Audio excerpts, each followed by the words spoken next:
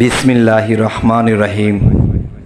হে জগতবাসী, আজ আমি শামীম আলী চিশতি আপনাদের সামনে একটি আলোচনা নিয়ে আসলাম। সেই আলোচনাটি অবশ্যই আপনারা একটু খেয়াল করে শুনবেন। যেমন একটি কথা হলো যে আল্লাহকে এই পৃথিবীতে নবী রাসূল থেকে শুরু করে বড় বড় ওলি আউলিয়ারা ঠিকই আল্লাহকে দেখেছেন, আল্লাহর সাথে সাক্ষাৎ দিয়েছেন। কেননা মেরাজে যখন নবী গিয়েছিল তখন নবী যখন মেরাজ থেকে রুহানিভাবে 27 বছর কাটাইয়া চলে আসবে, তখন নবীজিকে কাঁদতে দেখা যায়, নবীজির চোখ বেয়ে পানি ঝরছে। তখন আল্লাহ তাআলা জিজ্ঞাসা করলেন, হে দোস্ত, আপনি আমার সাথে সাক্ষাৎ করেছেন, আমাকে আপনি দেখেছেন, মোলাকাত করেছেন, মেরাজ করেছেন, আপনার চোখে কেন পানি? তখন বলতেছে যে হে আল্লাহ, আমি তো আপনাকে দেখেছি, মোলাকাত করেছি, মেরাজ করেছি। আমার একটা দুঃখের বিষয় যে আমার উম্মত তো আপনাকে দেখবে না। এটা কিন্তু মেরাজ তত্ত্বে এই আলোচনাটি এসেছে আশরাফ আলী থানভীর যে কিতাবটি। যাই হোক, এখন যে কথাটি আমি বোঝাতে চাচ্ছি যে আল্লাহর সাথে নবীর সাথে কথা হয়ে গেছে যে তোমার উম্মতের সাথে আমি সাক্ষাৎ দেব জমিনে। সুবহানাল্লাহ। কিন্তু শরীয়তের লোকেরা শুনে শুনে চলছে, কখনো ঠিকমতো একটা দলিল, ঠিকমতো একটা কিতাব পড়েননি। যাই হোক, আজকের যে আলোচনাটি, যে মানুষ কিন্তু একজন মানুষকে বন্ধু হিসাবে পায়, আবার কিন্তু হারিয়ে ফেলে। একজন মানুষকে খুব আপন করে পায়, শেষে কিন্তু সেই মানুষটিকে হারিয়ে ফেলে। কেন হারিয়ে ফেলে? দেখা যায় আমি যাকে ভালোবাসি, মানুষের তো দোষগুণ থাকবেই। আমি যদি একজন বন্ধু মানুষ বা একজন খুব আপন ব্যক্তিকে যদি আমি বারবার একটা বিষয়ে ভুল ধরি এবং পেঁচাপেচি করি, তখন তার সাথে আমার সম্পর্ক ঢিলা হয়ে যাবে। তবে হযরত আলী একদিন একটি কথা বলেছে, তুমি যদি কারো সাথে সারা জীবনের জন্য সম্পর্ক টিকিয়ে রাখতে চাও, তাহলে তার অনেক দোষগুণ তুমি, আল্লাহর কথা হয়েছিল, তার সামনে বলিও না, কিংবা তার অনেক দোষ তুমি দাফন করে দিও। তার দোষগুলো যখন তুমি দাফন করে দিবে, তখন দেখা যায় তার সাথে তোমার সারা জীবন সম্পর্ক থাকবে। আর যখন তার দোষ ধরবে বা বিভিন্ন পেঁচাপেচি করবে, তখন তোমার সাথে তার সম্পর্ক একদিন থাকবে না।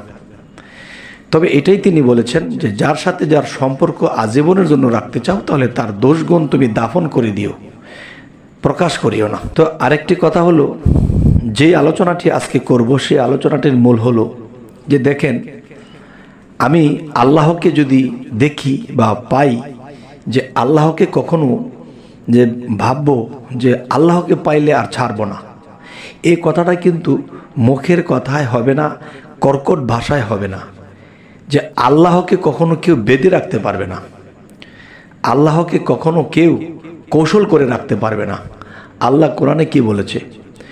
যে তোমরা যদি আমার সাথে কৌশল করো, তবে মনে রেখো আমি মহাকৌশলী। তোমরা যদি মনে করো যে আমরা টেস্ট খাটাবো, আমরা চালাকি করব, আল্লাহকে যদি কখনো পাই, তাহলে এভাবে ধরে রাখবো।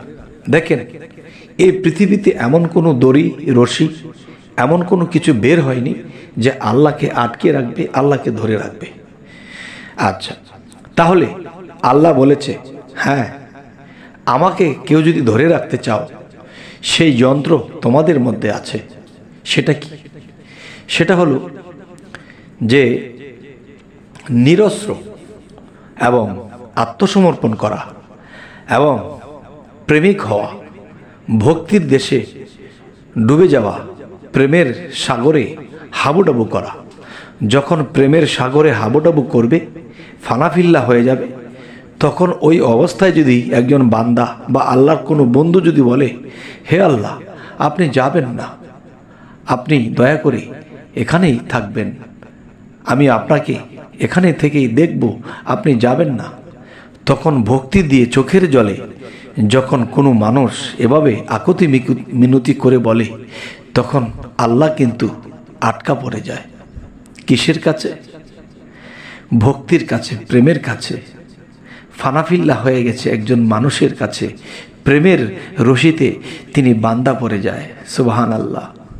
আল্লাহর কাছে প্রেমের এত মূল্য এই পৃথিবীর রশি একখানে করে যদি আল্লাহকে বেঁধে রাখা, এই পৃথিবীর সমস্ত রশি একাত্র করলেও আল্লাহকে কখনো বেঁধে রাখা যাবে না।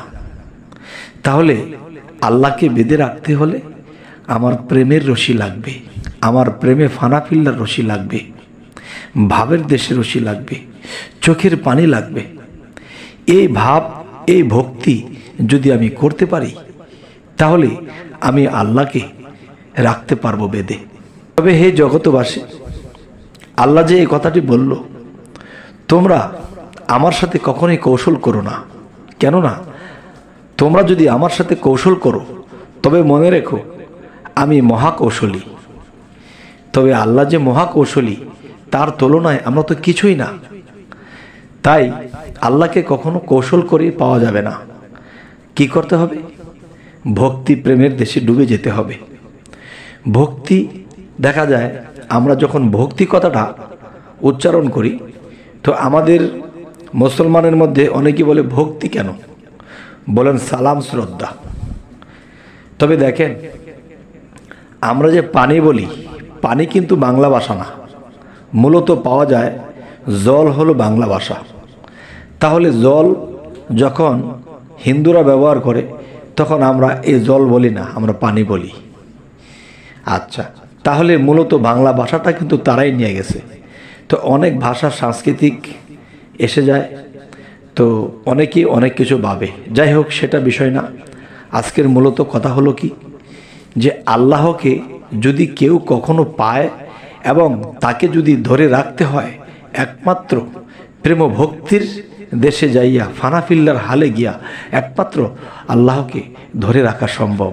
কারণ আল্লাহ বলেছে সমস্ত রশি ছিঁড়ে আমি চলে যেতে পারবো, কিন্তু আমার কোনো ভক্ত, আমার কোনো বন্ধু যদি মনের রশি দিয়ে, প্রেমের রশি দিয়ে, ভাবের রশি দিয়ে আমাকে বাঁধে, তখন আমি আর যেতে পারি না। তাহলে আল্লাহ কি বলেছে? এই সমস্ত বিশ্বজগৎ আমি সৃষ্টি করেছি প্রেমেরই কারণে। আর সেই প্রেম যদি আমি আমার বান্দার মধ্যে, আমি আমার বন্ধুর মধ্যে দেখি, তখন আমার শান্তি লাগে যে এই সমস্ত বিশ্বজগৎ সৃষ্টি করে আমার সার্থকতা হয়েছে। আমার বেহুদা আমি সমস্ত বিশ্বজগৎ সৃষ্টি করিনি। তখন আল্লাহ প্রেমিকের মূল্য প্রেম দিয়ে দেয়, কর্কটের মূল্য কর্কট দিয়ে দেয়, এবং অবহেলার মূল্য অবহেলা দিয়ে দেয়। আমি যা করব আমি ঠিক তা পাব। তবে হে জগতবাসী, আজকের পর থেকে চলুন এই আলোচনাটি শোনার পর আমরা আরও নম্র ভদ্র হয়ে যাই, পরোপকারী হয়ে যাই, এতিম অসহায়দেরকে মাথায় হাত বুলাই, এবং আমরা নিজে একটু কম খেয়ে গরিবদের মুখে তুলে দেই। তবেই আল্লাহ খুশি হবে। কেননা আল্লাহ কিন্তু রাগান্বিত হয়ে বলেছিল, দুর্ভোগ সেই নামাজকারী যারা এতিমের গলা ধাক্কা দেয়, দুর্ভোগ সেই ইবাদতকারী যারা লোক দেখানোর জন্য করে থাকে। হে জগতবাসী, আজকের পর থেকে আমরা যতটুকু ভালো আছি যেন আরও নম্র ভদ্র হতে পারি। তবে আজকের আলোচনার মূল বিষয় কি বোঝানো হলো? কেননা যে মূল বিষয়টি আলোচনা করতেছিলাম এর ফাঁকে ফাঁকে অন্য আলাপ করেও আমাকে বুঝিয়ে বলতে হয়। তবে আজকের মূলত আলোচনা কোনটি? যে আল্লাহকে কেউ বেঁধে রাখতে পারবে না। দড়ি রশি দিয়ে একমাত্র মনের প্রেমের, ভক্তির, প্রেমে ফানাফিল্লার যে রশি, এটা দিয়ে একমাত্র আল্লাহকে ধরে রাখা যাবে, এছাড়া সম্ভব নয়। এবং আমাদের চ্যানেলটা যদি আপনাদের ভালো লাগে তো অবশ্যই সাবস্ক্রাইব করে রাখুন, পরবর্তীতে আপনাদের সাথে আমাদের সাক্ষাৎ হয়ে যাবে। তো সকলে ভালো থাকবেন। আল্লাহ হাফিজ।